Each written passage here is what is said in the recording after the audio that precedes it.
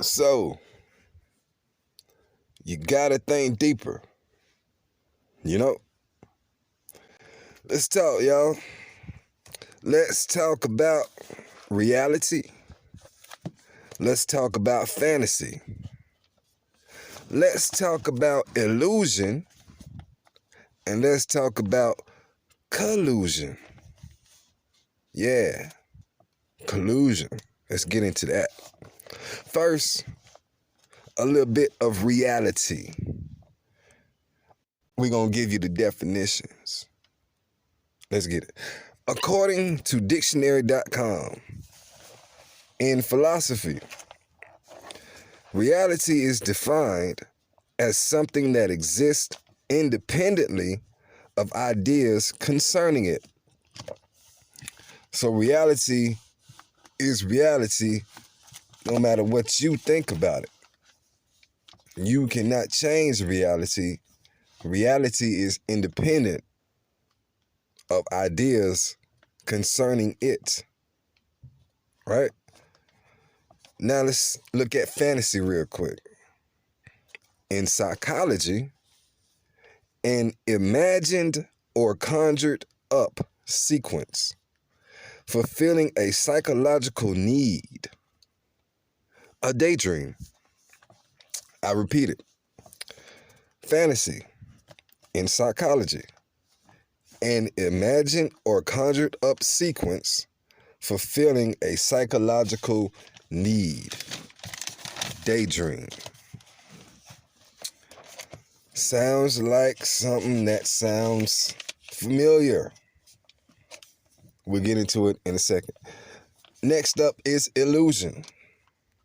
Now, as a noun, it is something that deceives by producing a false or misleading impression of reality. Run it back.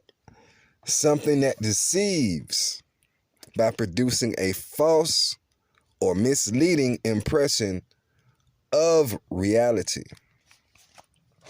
We're going to remember that right now. Now for collusion. Collusion, that should be the word of the day, the week, the month, maybe the year. As a noun, a secret agreement. A secret agreement. A secret agreement, especially for fraudulent or treacherous purposes. A conspiracy.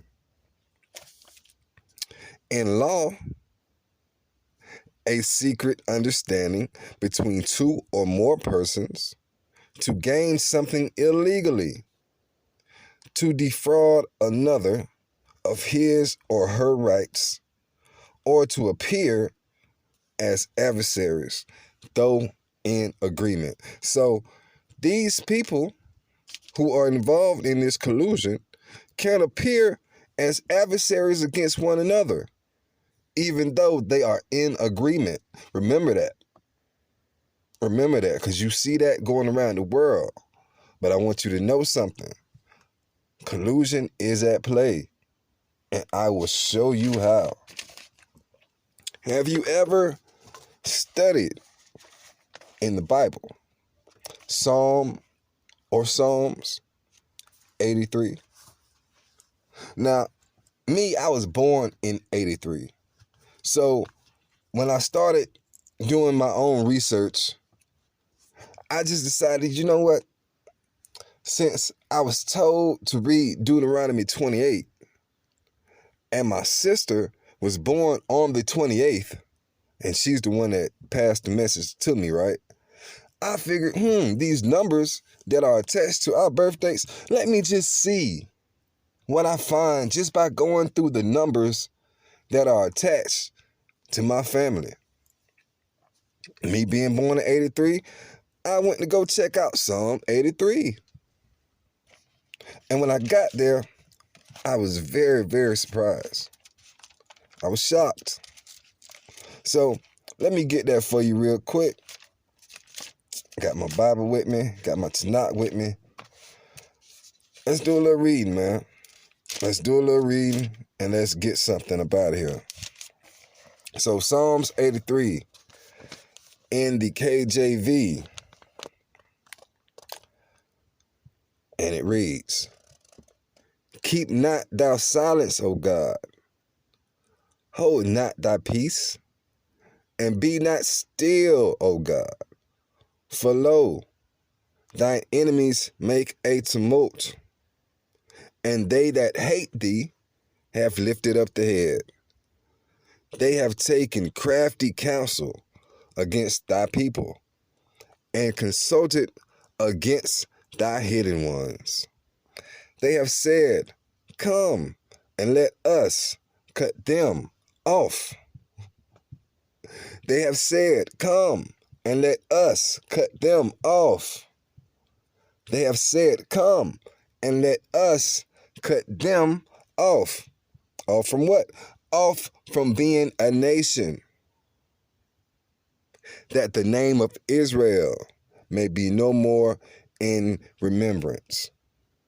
For they have consulted together with one consent. They are confederate against thee. The tabernacles of Edom, and the Ishmaelites of Moab, and the Hagarenes, Gebal, and Ammon, and Amalek, the Philistines, with the inhabitants of Tyre. Assur also is joined with them.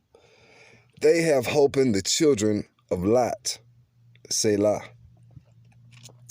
Do unto them as unto the Midianites, as to Sisera, as to Jabin at the brook of Kison, which perished at Endor. They became as dung for the earth. Make their nobles like Oreb and like Zeb, yea, all their princes as Zebah, and as Zalmunna, who said, Let us take to ourselves the houses of God in possession. Oh my God, make them like a wheel, as the stubble before the wind, as the fire burneth a wood, and as the flame setteth the mountains on fire. So persecute them with thy tempest, and make them afraid with thy storm. Fill their faces with shame, that they may seek thy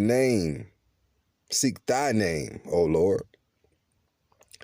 Let them be confounded and troubled forever. Yeah, let them be put to shame and perish, that men may know that thou, whose name alone is Yahweh, art the most high over all the earth. That is Psalms 83, which shows you there are nations that have come together to destroy the Israelites. They have come together to make sure that the Israelites don't know that they are Israelites. Now, I don't know about you, but there's some people in a land somewhere that say that they're Israelites. And they've known for, I don't know, my whole life. Like I said, I was born in 83. These people I speak of, they have been where they've been since 1948. It's a long time. You know who you are, right? Or at least they know who they think they are. Because according to Psalms 83, which, trust me, no matter what your pastor might say, this is something that has already happened. And we live the results today. Now, give me 1 second, and I'll be right back. I have a surprise.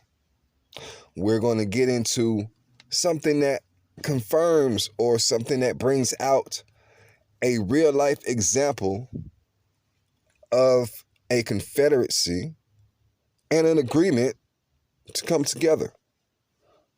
Pause.